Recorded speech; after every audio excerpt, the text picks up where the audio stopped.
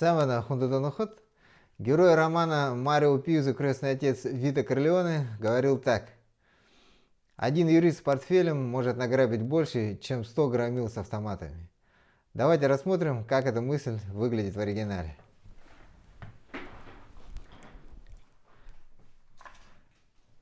Итак, друзья, в оригинале эта мысль выглядит так.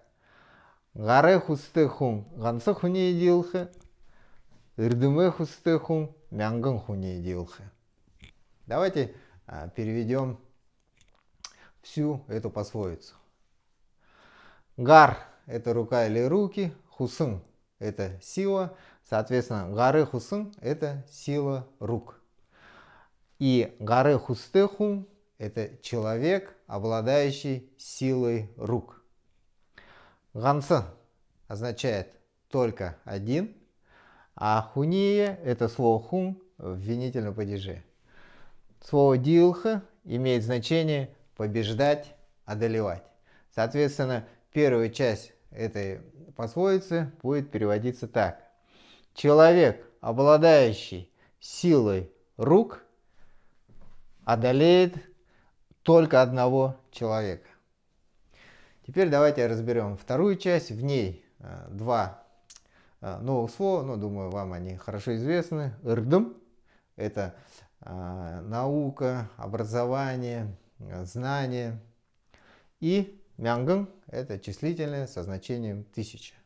Соответственно, ирдымы хустыху мянган хуне дилха будет переводиться как человек, обладающий силой знаний, одолеет 1000 человек. Итак, все вместе по смыслу можно перевести как физическая сила побеждает одного, а знание побеждает 1000. Таким образом, друзья, мы видим, что Марио Пьюзо всего лишь взял нашу народную мудрость и придал ей определенную окраску в соответствии с выбранным им жанром. Вот так и пишется шедевр.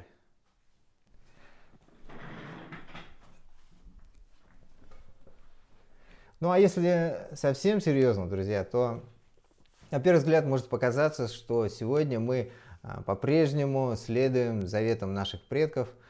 Ведь хорошо известно, что большинство бурятских семей готовы отдать последнее ради того, чтобы их дети получили высшее образование.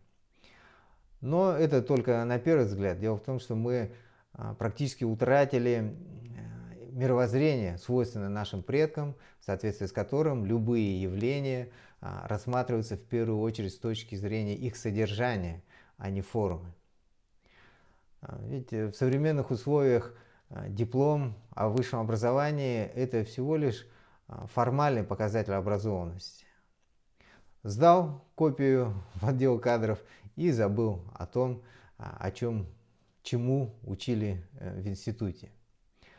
С точки зрения же содержания, минимальным, элементарным критерием образованности человека является владение им родным языком. Думаю, вряд ли с этим постулатом кто-то будет спорить. Мы любим говорить о том, что у нас самый высокий процент людей, имеющих высшее образование. Но если разобраться по существу, то ситуация совершенно иная.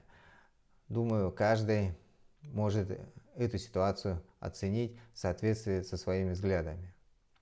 И второй вывод.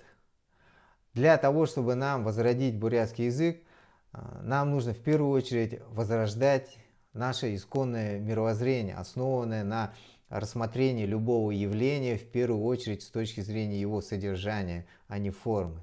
Только тогда мы перестанем рассматривать бурятский язык формально, как сложный и неинтересный школьный предмет, а будем видеть его гораздо шире, как носитель уникального мировоззрения бурятского народа, являющийся гарантом нашей идентичности. Все в наших руках, друзья. Дахим узатра, барьте.